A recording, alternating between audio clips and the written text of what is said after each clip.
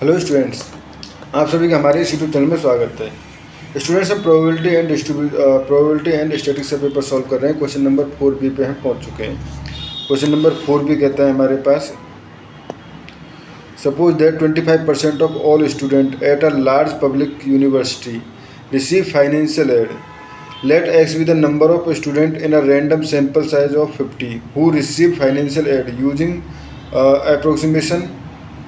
Find the approximate probability that at most 10 students receive aid and between 5 to 15 inclusive of the student receive aid. ठीक है, तो इसको हम solve करते हैं स्टूडेंट्स। ठीक है, तो बेसिकली x यहाँ पे केवल जो है वो है हमारे पास बाइनोमियल। ठीक है, तो बाइनोमियल के लिए बेसिकली n इक्वल टू हमारे पास 50 है एंड p इक्वल टू 0.25। ठीक है, एंड नॉर्मल अप्रोक्सीमेट अगर देखें तो हम नॉर्मल अप्रोक्सीमेट हो जाएगा यहाँ पे हमारे पास x equal to normal mean and sigma square. ठीक है, तो sigma square basically standard deviation हो गया। ठीक है, तो अब मीन अगर हम निकालें, सो सिग्मा जो है वो स्टैंडर्ड डेविएशन हो गया ना। ठीक है, नाउ मीन इक्वल टू हो जाएगा हमारे पास n dot P equal to 50 into 0.25 equal to 12.5। ठीक है, and sigma square equal to n dot P 1 minus P. ठीक है, तो ये हो जाएगा आपका 50 इंटू 0.25 इंटू 0.75। ठीक है, तो ये नियर अबाउट आ जाएगा आपका 9.375। तो यहाँ से हम सिग्मा अगर देना चाहें तो ये हो जाएगा हमारे पास नियर अबाउट 3.0619। ठीक है स्टूडेंट्स, ये हमारे पास कुछ कैलकुलेशन हो चुकी है। अब हमें प्रोबेबिलिटी निकालनी है x लेस देन 10।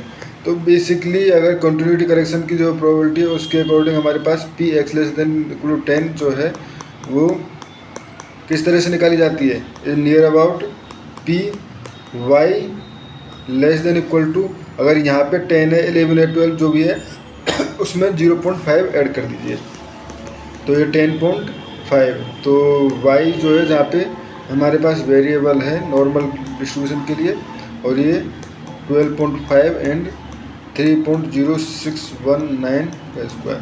ठीक है, सिग्मा बेसिकली सिग्मा की वैल्यू है ना, न्यू सिग्मा। ठीक है, नाउ जेड अगर हम निकालें तो ये हो जाएगा हमारे पास यहाँ पे देखें तो 10.5 माइनस 12.5। ठीक है, 12.5 x minus basically x minus new upon sigma होता है ना, तो ये 10.5 माइनस 12.5 अपॉन सिग्मा, तो 3.0619। ठीक है, तो ये नियर अबाउट आ जाएगा स्टूडेंट्स आपका ये आ जाएगा माइनस 0.6532। ठीक है, तो P X less than 10 equal to, यहाँ पे हम दे सकते हैं फाई या जेड की वैल्यू जो बेसिकली माइनस 0.6532 में आपको टेबल से चेक करनी है।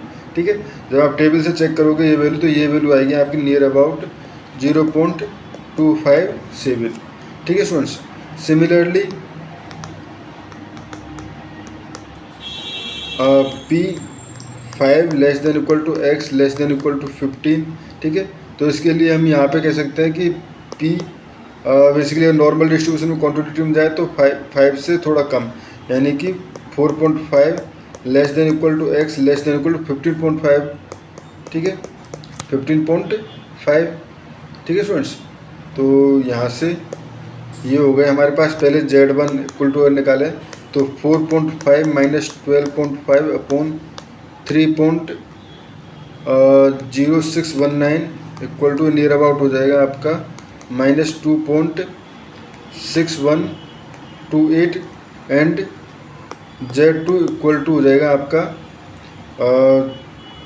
15.5 माइनस 12.5 अपॉन 3.0619 इक्वल टू हो जाएगा 0.97 98। ठीक है स्टूडेंट्स, तो यहाँ से P5 less than equal to x less than equal to 15 is nearly about 5, basically इसके Z2 माइनस Z5 Z1। ठीक है, तो Z टेबल से हम जो चेक करेंगे उसके बाद जो वैल्यूज आएंगी वो आ जाएंगी हमारे पास नियर अबाउट, इनकी वैल्यू जो आ जाएगी वो आ जाएगी हमारे पास 0.832, नियर अबाउट 0.832। ठीक है, तो ये हमारे पास सेकंड सॉल्यूशन एंड ये हमारे पास फर्स्ट सॉल्यूशन था। ठीक है स्टूडेंट्स, तो इस क्वेश्चन में इतना ही। Thank you.